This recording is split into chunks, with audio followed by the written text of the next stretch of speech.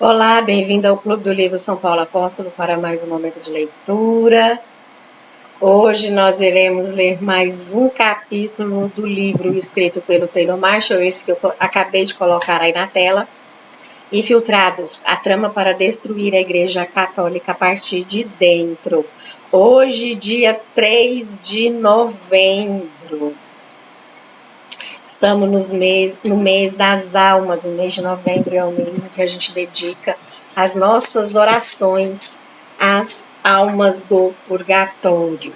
E tem indulgências. Vocês aí procurem se informar como ganhar indulgências, né? Plenária para uma alma. Vamos ver se nós, através das nossas orações, a gente consegue salvar o maior número de almas possíveis. Bom, iniciemos aqui então o nosso momento invocando a Santíssima Trindade. Vou projetar na tela aqui. E rezemos a oração à Virgem Imaculada para antes do estudo. Em nome do Pai, do Filho e do Espírito Santo. Amém.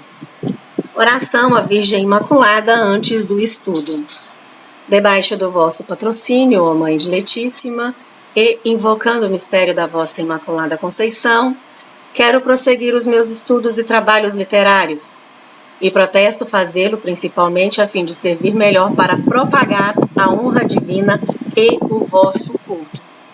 Rogo-vos, pois, Mãe amantíssima, sede da sabedoria, que favoreçais benignos meus trabalhos, e eu, de boa vontade, piedosamente vos prometo que é justo todo bem que me provier dos meus estudos, e de atribuir inteiramente a vossa intercessão diante de Deus. Amém. Em nome do Pai, do Filho e do Espírito Santo. Amém. Hoje o capítulo que iremos ler é o capítulo número 26. A infiltração no pontificado de João Paulo II.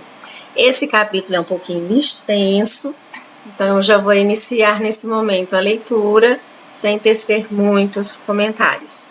Vamos lá? O segundo conclave papal de 1978 ocorreu de 14 a 16 de outubro. O cardeal Villot fiscalizou o conclave como carmelengo. A morte recente do Papa João Paulo I e os rumores dos escândalos do Banco do Vaticano tornaram as coisas mais complicadas do que no conclave ocorrido menos de 2 meses antes. Uma vez mais, 111 cardeais participaram da votação, mas desta vez, um não cardeal seria admitido. Um jovem futuro cardeal, Donald Urwell, foi admitido ao conclave para auxiliar o frágil cardeal Wright. O cardeal Siri, de Gênova, que havia sido candidato conservador 20 anos antes, em 1958, era novamente favorito como uma figura paterna confiável em um tempo de incerteza. Os liberais haviam se filiado ao cardeal Giovanni Benelli de Florença, que fora um querido amigo de João Paulo I. Surpreendentemente, o liberal Benelli não pôde atingir inicialmente a maioria dos 2/3. A atenção se voltou para um candidato moderado na pessoa do cardeal Giovanni Colombo, que explicitamente afirmou que seria um desperdício votar nele. Ele iria recusar o papado se eleito. O arquiliberal cardeal Franz Koenig, que publicamente dissentira da condenação da contracepção artificial por Paulo VI na Humanae Vitae, em 1968, sugeriu como candidato do meio-termo perfeito o cardeal polonês Karol Wojtyła. Estranhamente, o cardeal Cody viajara para Cracóvia, na Polônia, pouco antes da morte de João Paulo I, para se encontrar com o cardeal Wojtyła. Por que isso aconteceu, nós não sabemos, mas Wojtyła talvez tenha sido indagado se era desejoso de ascender ao papado. Ele era relativamente desconhecido, mas era um candidato de meio termo ideal. Wojtyła era não italiano, o que anunciava um pontificado universal. Isso faria dele o primeiro papa não italiano desde Adriano VI, que morrera em 1523. Além disso, Wojtyła era jovem, com a idade de 58 anos. Os cardeais americanos desejosos de ver um papa não italiano alinharam-se a ele. O melhor de tudo foi que o conservador cardeal Siri concordou em apoiar Wojtyła. No terceiro dia, o cardeal Wojtyła venceu avassaladoramente, com 99 dos 111 votos. Ele angariou 89% dos votos do conclave, sendo que a eleição papal apenas requeria 67%. Wojtyła aceitou dizendo, com obediência na fé a Cristo, meu Senhor, e com confiança na Mãe de Cristo e na Igreja, a despeito de grandes dificuldades, eu aceito. Há rumores de que ele inicialmente tivesse sugerido adotar Stanislau como seu nome papal, mas foi incentivado a adotar algo mais romano. Então, para honrar o recém-falecido João Paulo I e seus predecessores João XXIII e Paulo VI, ele escolheu o nome papal João Paulo II. Centenas de livros têm sido escritos sobre o longo e célebre pontificado do Papa João Paulo II. O jovem Wojtyła cresceu na Polônia sob pais piedosos e atribui sua vocação ao testemunho fiel do seu pai. Ele jogou futebol na posição de goleiro e gostava de teatro. Ele aprendeu 20 idiomas, incluindo polonês, ucraniano, serbo-croata, eslovaco, francês, italiano, espanhol, português, alemão, inglês e latim. Wojtyła entreviu o sacerdócio e estudou secretamente durante a ocupação nazista da Polônia.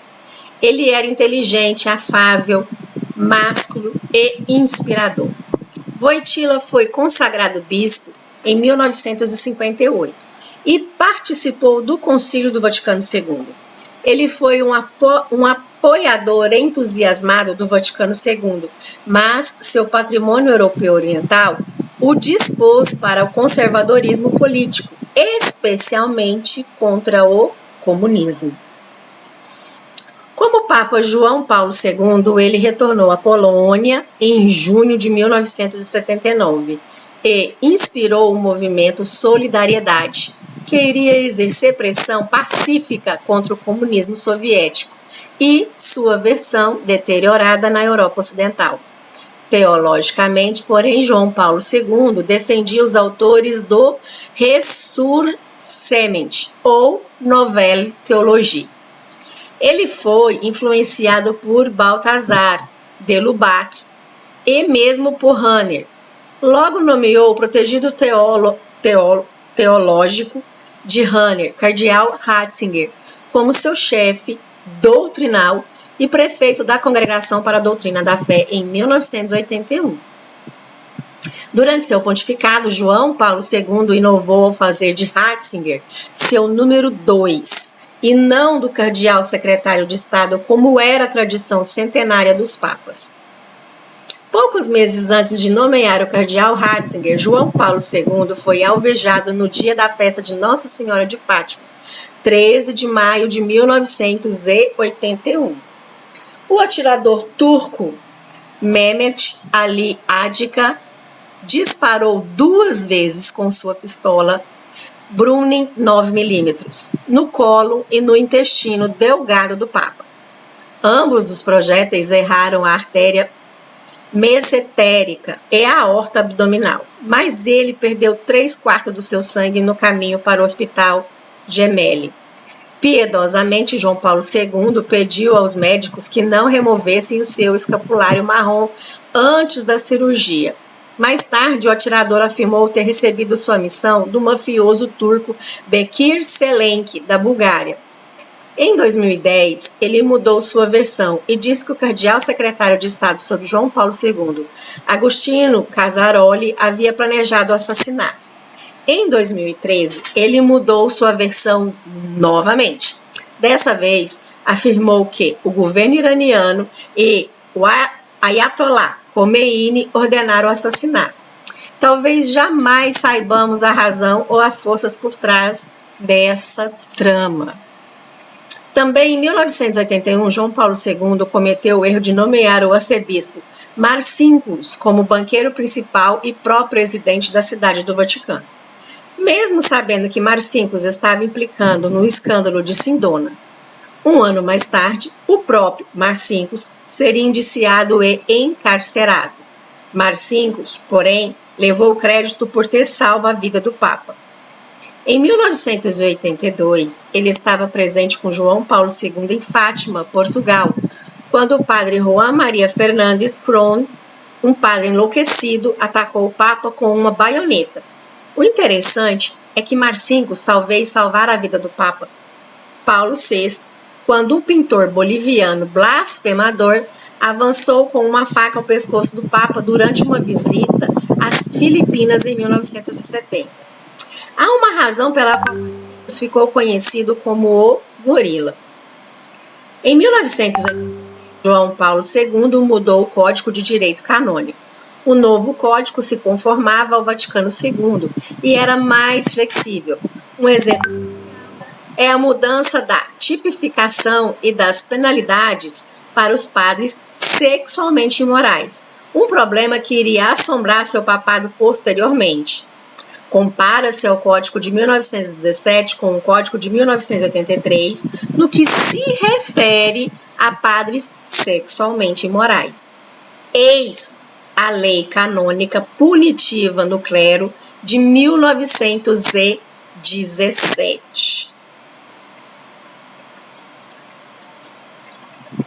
Todos os clérigos com evidência de terem cometido qualquer delito contra o sexto mandamento, com o menor abaixo da idade de 16 anos, ou envolvido em adultério, devassidão, bestialidade, sodomia, favorecimento ou incesto, ficam suspensos, declarados publicamente como tendo cometido improbidade sexual e privados de qualquer ofício, pensão, dignidade e função, se o tenham, e, em casos mais graves, demitidos do estado clerical. Código de 1917 está no cânon 2359, inciso 2º. Note-se que os pecados sexuais são claramente descritos e distinguidos. Ademais, as penalidades são claras: perdas do ofício, pensão, no caso dinheiro, dignidade e função, e, em alguns casos, demissão do estado clerical. Agora, compara-se ao cânone de 1917 com o terrivelmente fraca revisão feita pelo Papa João Paulo II no Código de Direito Canônico no ano de 1983. Cânon 1395, inciso 1º. Um clérigo que viva em concubinato, diverso do caso mencionado no cânon 1394, e um clérigo que persista em escândalo em outro pecado externo contra o sexto mandamento do Decálogo, devem ser punidos com uma suspensão. Se persistirem no delito após um aviso, outras penalidades podem, gradualmente, ser acrescentadas, inclusive demissão do estado clerical. No inciso 2º, um clérigo que, de outra maneira, cometeu uma ofensa contra o sexto mandamento do Decálogo, se o delito foi cometido mediante força ou ameaça, ou publicamente, ou com um menor abaixo da idade de 16 anos, deve ser punido com justas penalidades, não excluindo a demissão do estado clerical, se o caso assim autorizar. A versão revista por João Paulo II determina que o clero, em pecado externo contra o sexto mandamento, deve ser suspenso. Se persistir após um aviso, penalidades podem gradualmente ser acrescentadas, inclusive demissão do estado clerical. Mas essas penalidades não são prescritas. Isso significa que um bispo pode simplesmente repreendê-los ou enviá-los para um centro de reabilitação sexual. Ele também pode transferi-los para uma atribuição diferente. Contraste-se isso com o cânone de 1917, o qual determina explícita e claramente que eles devem ser suspensos, declarados publicamente como tendo cometido improbidade sexual e privados de qualquer ofício, pensão, dignidade. O cânone de 1983 também identifica pecados sexuais específicos, apenas um contra o menor abaixo da idade de 16 anos. O Código de 1917 é muito superior na medida em que explicitamente lista os pecados dignos de punição cometidos pelo clero. Sexo com o menor abaixo da idade de 16 anos, adultério, devassidão, bestialidade, sodomia, favorecimento, incesto. Por que o Código de Direito Canônico sob João Paulo II removeu a linguagem do adultério, bestialidade e sodomia da punição clerical? Sobre o Código de 1917, Theodore McCarrick teria sido censurado por sodomia homossexual. Porém, sobre o Código de 1983, não há mais um crime específico de sodomia homossexual. Canonicamente, clérigos sexualmente morais, como McCarrick, ganharam salvo-conduto para esse pecado. O padre Maciel, aquele Judas escandaloso, abusou da mesma lacuna canônica. O padre Maciel foi um padre mexicano e fundador do célebre movimento Legionários de Cristo e do movimento Regnum Christi. Como McCarrick, ele foi um extraordinário agariador de fundos e recrutador de belos seminaristas. Sua vida e movimento eram feitos de palha. Tornou-se público que o padre Maciel havia abusado sexualmente de incontáveis seminaristas, jovens e meninos. Ele tinha residências secretas e mantinha relações sexuais com pelo menos 2 mulheres, uma das quais era menor. Ele gerou 6 crianças e supostamente abusou de 2 dessas crianças também. Maciel era um viciado em morfina e seus escritos abertamente continham plágios. Ele também foi capaz de evitar problemas por meio de subornos pagos a Monsenhor Stanislau Dziński. Esse nome aqui eu não consigo falar, gente. Mas é o Stanislau, amado amigo e conselheiro de João Paulo II. Porém, mesmo após a exposição interna de Maciel, a lacunar lei canônica de 1983 o impediu de ser censurado pelo preciso crime de sodomia, como indicado no Código de 1917. Essa é uma deficiência gritante no Código atualizado de João Paulo II. Por que tornar a lei menos específica e mais flexível? Essa é uma pergunta retórica, porque não há nenhuma razão possível para flexibilizar a lei da Igreja e torná-la menos precisa. Há alguma dúvida de que a Igreja Católica, em grande medida, parou de disciplinar seus padres e bispos sexualmente aberrantes nos anos de 1980 e 1990? O Código de Direito Canônico de 1983 introduziu a regra de que o clero católico pode administrar penitência, unção dos enfermos e eucaristia a cristãos em risco de morte, mas não em plena comunhão com a Igreja Católica. desde que eles manifestem a fé católica a respeito desses sacramentos e estejam propriamente dispostos. Está no cânon 844. O novo código também inverteu os dois fins do matrimônio, a procriação e educação das crianças e o bem mútuo dos cônjuges. Além disso, o Código de 1983 introduziu a autoridade canônica da Conferência dos Bispos sobre uma nação com quase jurisdição sobre as dioceses ali presentes.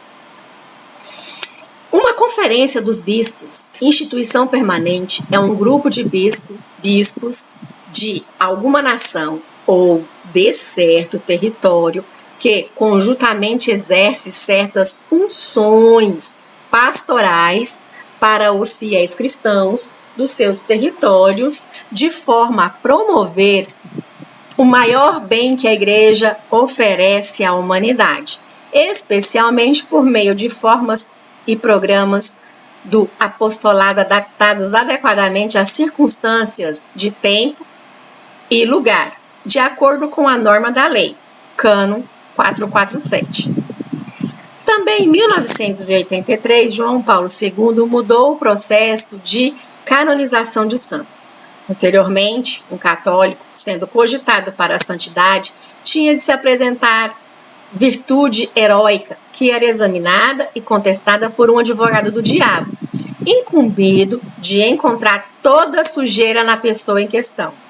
João Paulo II aboliu o advogado do diabo. Todo o processo foi transformado de uma investigação legal para um estudo teológico, no qual os escritos do candidato eram examinados. Assim, a ênfase relativa à santidade foi deslocada dos atos históricos da pessoa para as suas crenças pessoais.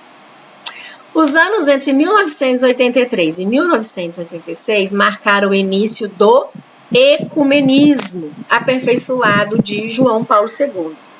Em fins de 1983, João Paulo II havia se tornado o primeiro Papa a pregar dentro de uma igreja luterana em Roma. Em fevereiro de 1984, ele supervisionou a nova revisão do Tratado de Latrão, que aboliu a condição de que a religião católica apostólica romana é a única religião do Estado. Em maio de 1984, João Paulo II enviou saudações particulares aos membros da tradição budista que estão se preparando para celebrar a festa da chegada do Senhor Buda. Dias depois, ele visitou um templo budista da Tailândia, removeu seus múlios papais e sentou-se diante de um altar na qual havia um grande ídolo de Buda. Em junho daquele ano, o Papa visitou Genebra, onde ele participou em uma ecumênica liturgia do mundo, com protestantes, e afirmou que o envolvimento da Igreja Católica no movimento ecumênico é irreversível. Em 1985, ele participou de um rito animista em Togo. Em fevereiro de 86, ele recebeu as cinzas sagradas da religião hindu. Em agosto daquele ano, ele seria recebido por uma sinagoga em Roma.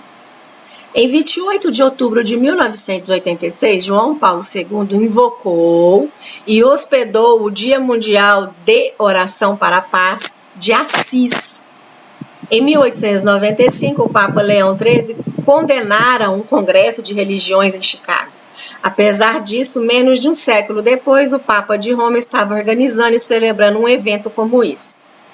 O Papa João Paulo II e seus cardeais convidaram representantes das 32 religiões mundiais, incluindo imãs muçulmanos, rabinos judeus, budistas, sikhs, barraíns, hindus, jainistas, zoroastristas, chefes nativos norte-americanos e xamãs africanos, para orar com eles pela paz. Essa foi a primeira vez que um Papa orou com membros de outras religiões e se sentou com eles em igualdade. O mais escandaloso de tudo foi que a delegação budista tibetana, liderada pelo Dalai Lama, foi autorizada a colocar um ídolo de Buda no topo de um tabernáculo católico na Capela de São Pedro. Como noticiado pelo New York Times, em culto a esse ídolo, eles queimaram incenso dentro de uma igreja católica com a permissão do Papa. Por um ato de Cristo Nosso Senhor, em 26 de setembro de 1997, o teto dessa mesma capela caiu e destruiu o altar e a capela onde esse sacrilégio ocorrera 11 anos antes. Na reunião, o Papa João Paulo II apelou ao seu nível mais profundo de humanidade. Se há muitas e importantes diferenças entre nós, não é correto dizer também que, no nível mais profundo de humanidade, há uma base em comum onde podemos trabalhar juntos em uma solução para esse desafio dramático de nossa época? Paz verdadeira ou guerra catastrófica? Na cerimônia de encerramento, 2 indígenas americanos da tribo Corvo, John e Burton Pratt on Top, posicionaram-se diante do Papa vestidos com seus cocais de plumas e acenderam seu cachimbo da paz. E a multidão respondeu com um grande clicar de câmeras de bolso e então aplausos. 2 bispos contestaram violentamente a participação do Papa João Paulo II no encontro em Assis de 1986. O arcebispo Marcel Lefebvre e o bispo de Castro Maia publicamente protestaram. O pecado público contra a unicidade de Deus, o Verbo encarnado e sua igreja faz estremecer com horror. João Paulo incentivou falsas religiões a orar para seus falsos deuses. É um escândalo sem medidas e sem precedentes. Uma inconcebivelmente ímpia e intolerável humilhação àqueles que permanecem católicos, lealmente professando a mesma fé por 20 séculos. Para o arcebispo Lefebvre, os seus padres na Sociedade São Pio X, o encontro de Assis, em 1986, foi longe demais. Lefebvre tinha agora 81 anos de idade e estava cada vez mais frágil. Preocupado com a apostasia da igreja e ainda por cima praticada pelo Papa, ele começou a elaborar planos para nomear seus sucessores. A despeito de sua desaprovação e participação de João Paulo II e o incentivo à idolatria pagã em uma basílica católica, Lefebvre não sucumbiu ao sede-vacantismo. Ele plenamente reconheceu a autoridade de João Paulo II como Papa, mas duvidou da ortodoxia e da liderança deste. O Papa João Paulo II e o arcebispo Lefebvre chegaram a um acordo. Em maio de 1988, queria autorizar Lefebvre a consagrar um bispo para a continuação da Sociedade de São Pio X. O acordo foi negociado entre o cardeal Joseph Ratzinger e o arcebispo Lefebvre e aprovado pelo Papa João Paulo II nos seguintes termos. Todas as censuras contra Lefebvre, o clero e o laicato dentro da Fraternidade São Pio X seriam removidas. A fraternidade seria reconhecida como uma sociedade clerical de vida apostólica de direito pontifício. A Santa Sé concordou em consagrar um bispo indicado por Lefebvre para a Fraternidade São Pio X até 15 de agosto de 1988. Em 24 de maio, Lefebvre requeriu ao cardeal Ratzinger 3 bispos, ao invés de apenas um, e pediu que uma maioria de tradicionalistas fosse representada na comissão de supervisão da sociedade, em vez de 2 dos 5, como definido no acordo. Por meio de Ratzinger, o Papa João Paulo II recusou a revisão da proposta. Na manhã seguinte, Lefebvre reuniu alguns clérigos e explicou: eu estou inclinado a consagrar 4 bispos de qualquer maneira, em 30 de junho. Minha idade e minha fraca saúde me incitam, antes de o bom Senhor me chamar para si, e a garantir a segurança, não do meu trabalho, mas dessa modesta tentativa de restaurar o sacerdócio e preservar a fé católica. Eu posso fazer isso conferido ao episcopado a bispos que estejam livres para fazer a fé viver de uma forma inteiramente isenta dos erros modernos. Naquele mesmo dia, Lefebvre soube que Ratzinger rejeitara todos os candidatos que Lefebvre havia proposto para a consideração como bispos para a Fraternidade São Pio X. Então, em uma carta endereçada ao Papa João Paulo II, datada de 2 de junho de 1988, na festa de Corpus Christi, Lefebvre avisou que ele iria prosseguir e consagrar os bispos, ainda que eles não tivessem sido pré-aprovados pelo Papa João Paulo II.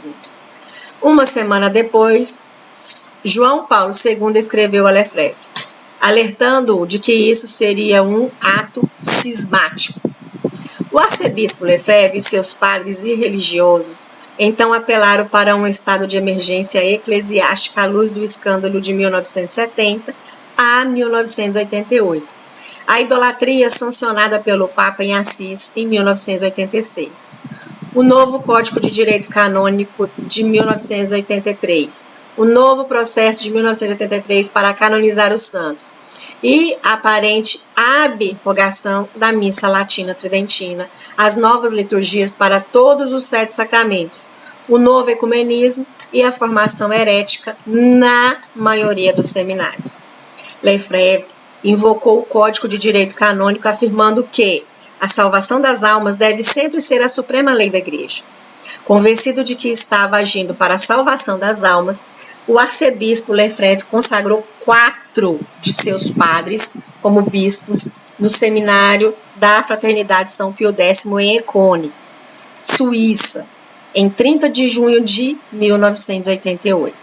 No dia seguinte, o cardeal Bernardin Cantin, da Congregação de Bispos, afirmou a excomunhão automática de Lefebvre. Monsenhor Lefebvre, arcebispo, bispo emérito de Tule, não obstante ao aviso canônico formal de 17 de junho, último, e os repetidos apelos para desistir de sua intenção, realizou um ato cismático pela consagração episcopal de 4 padres sem o mandato pontifício e contrário à vontade do Supremo Pontífice, e, portanto, incorreu na penalidade prevista no cano 1364 e pelo cano 1382 do Código de Direito Canônico. Considerados todos os efeitos jurídicos, eu declaro que o supra-mencionado arcebispo Lefebvre e Bernard Felay, Bernard Tissier de Malerais, Richard Williamson, Afonso de Galareta, incorreram ipso facto em excomunhão lata sententia, reservada à sé apostólica. No motu próprio papal Ecclesia Dei, datado de 2 de julho de 1988, o Papa João Paulo II confirmou a excomunhão de Lefebvre por ter consagrado bispos, a despeito da admoestação papal de não fazer. Lefebvre morreria 3 anos depois, na festa da Anunciação, em 25 de março de 1991, à idade de 85 anos, em Martigny, Suíça. A excomunhão do arcebispo Lefebvre foi a única excomunhão de um bispo que o Papa João Paulo II reconheceu formalmente durante o seu pontificado. O pontificado de João Paulo II prosseguiu durante anos, em 1990, com sua Constituição Apostólica Fidei Deposito, que requereu a publicação de um novo catecismo que incluiria as reformas do Vaticano II. Originalmente, publicado em francês em 1992, o Catecismo da Igreja Católica ficou disponível em inglês em 1994. A edição latina oficial não foi publicada até 1997. Ela foi recebida com entusiasmos por conservadores que desesperadamente buscavam um bote salva-vidas para a ortodoxia após os turbulentos anos de 1970 e 1980. Em 1993, João Paulo II promulgou sua controversa encíclica Veritatis Splendor, que manteve a condenação ao mal intrínseco de atos tais como aborto e contracepção. Próximo ao ano do jubileu de 2000, João Paulo II começou a emitir desculpas, contando mais de 100 para o mundo em nome da Igreja Católica. Elas incluíam desculpas pela perseguição de Galileu, pelo tráfico de escravos africanos, pela queima de hereges na fogueira, pelas guerras religiosas que se seguiram à Reforma Protestante, por denigrir mulheres e seus direitos e pelo silêncio dos católicos durante o Holocausto.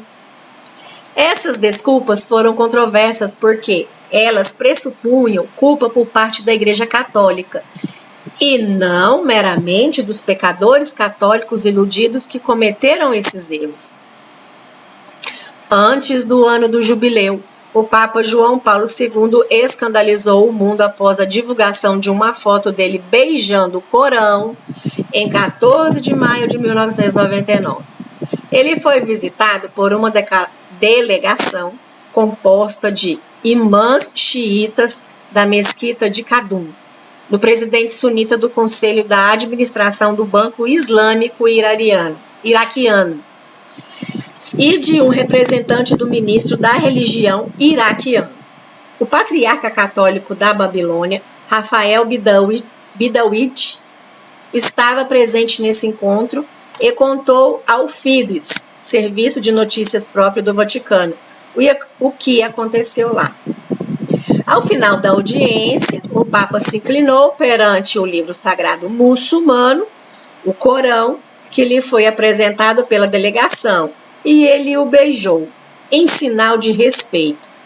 O Corão explicitamente afirma que Jesus Cristo não é o Filho de Deus e que a Trindade é uma doutrina falsa.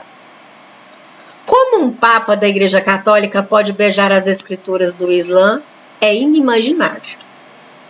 Acompanhado por representantes da ortodoxia oriental e do protestantismo, o Papa João Paulo II abriu o ano do jubileu de 2000.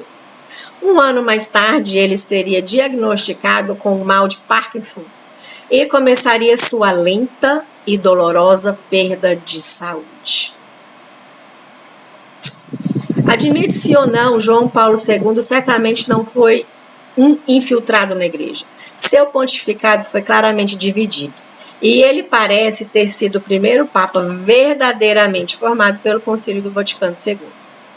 Lembremos que a Alta Vendita jamais deu permissão para colocar um ateu maçom declarado na cadeira de Pedro. Ao invés disso, os maçons buscaram criar, começando na segunda metade do século XIX, um ambiente entre jovens seminaristas e jovens padres que cresceram respirando o ar de ecumenismo, indiferença a discordâncias religiosas e uma missão pela fraternidade mundial. João Paulo II foi o primeiro Papa que transitou livremente entre esses ideais, enquanto mantinha ainda suas devoções no velho mundo polonês pela adoração eucarística, pelo rosário, pela confissão e pelas procissões. Como um teólogo e um jovem bispo, ele bebeu profundamente do Vaticano II, mas ainda reteve a piedade de um católico. Para garantir que o próximo Papa não possuiria esses impedimentos ao progresso, alguns cardeais liberais começaram a se reunir e a planejar o conclave seguinte. Bom, meus caros, falei para vocês que era um pouquinho extenso, né? No próximo vídeo iremos ler o capítulo número 27, a máfia de St. Gallen, a homossexualidade, o comunismo e a maçonaria. Eu não lembro, mas eu já falei aqui para vocês, já bem lá no início lá do vídeo, justamente a respeito desse penúltimo parágrafo aqui, que fala a respeito da Alta Vendita, né? No caso, é o grau mais alto da maçonaria, que é a que coordena toda a maçonaria no mundo inteiro, né? Aqui quando ele fala realmente na questão, né, de respirar o ecumenismo. Eu comentei com vocês que isso foi o meu pai que me falou, tá? O meu pai, eu fui criada, Eu tive um tio maçom, já faleceu, e eu fui criada ouvindo isso do meu pai, de que para ser maçom, você tem que ter uma religião. Não importa ser católico, ser espírita, ser protestante, se ser da Assembleia de Deus ou se ser da Batista, você tem que ter uma religião. Não importa se você é sunita, xiita, entendeu? Tem que ter. E aí a gente percebe que essa trama da maçonaria, no livro Conjuração de Cristã, eles falam justamente isso, né? Porque eles vieram tramando, foram por muitos anos, a questão dessa infiltração na Igreja Católica, né? E aí a gente observa, e a gente tem aí hoje, a gente tem padres que é maçom, bispo que é maçom, até cardeais, né? Que foram consagrados à maçonaria. E aí o meu pai, ele falava isso, né? Então hoje, o que veio sendo pregado, né? Que eles criaram justamente isso já desde o período da Revolução Francesa e que a gente vive essa Revolução Francesa até hoje, ela não acabou. Né? Que todas as religiões são iguais, que é o que o Taylor Marshall está descrevendo aqui, né? Todas as religiões que falam de Deus são iguais, elas salvam, tem um Deus único, né? Falou de Deus, tá tudo bem. E eu tinha esse pensamento também, pasmem, maçônico, né? Meus caros, então eu vou encerrar aqui, porque realmente foi bem longo, né? Eu não vou tecer muitos comentários, vocês fazem os comentários aí, comentem aqui embaixo, né? O que vocês estão achando, peço que vocês curtam, compartilhem, e vamos continuar, entendeu? Pedindo a intercessão da Virgem Maria para que ela nos dê sabedoria, e continuemos rezando pela igreja. Não percamos a fé. Não percamos a esperança. Perseveremos em ser católicos. O que nós precisamos ser é católicos. A gente não precisa ser, entendeu? Igreja conciliar, igreja sinodal. Nós precisamos ser católicos. Precisamos fazer parte da vinha e da Igreja de Cristo. Então rezemos para que Nossa Senhora não nos desampare. Tempos difíceis estão aí. É só o começo. Em nome do Pátria, et do Filho, et do Espírito Santo. Amém. Rezemos as 3 Ave Marias. Ó Maria, fazei do meu coração tão puro quanto o vosso, pelo poder que vos deu Deus Pai. Ave Maria, gratia plena Dominus tecum, benedicta tui mulieribus, et benedictus fructus ventris tui, Iesus. Santa Maria, Mater Dei, ora pro nobis peccatoribus, nunc et in hora mortis nostrae. Amém. Pela sabedoria que vos deu Deus Filho. Ave Maria, gratia plena Dominus tecum, benedicta tui mulieribus, et benedictus fructus ventris tui, Iesus. Santa Maria, Mater Dei, ora pro nobis peccatoribus, nunc et in hora mortis nostrae. Amém. Pela misericórdia que vos deu o Espírito Santo, Ave Maria, gratia plena Dominus tecum, benedicta tui mulieribus, et benedictus fructus ventris tui, Iesus. Santa Maria, Mater Dei, ora pro nobis peccatoribus, nunc et in hora mortis nostrae. Amém. Ora pro nobis Santa Dei, genetrix, digne viti promissionibus Christi. Pátria, do Filho e do Espírito Santo. Amém. Vejo vocês no próximo encontro. Até lá!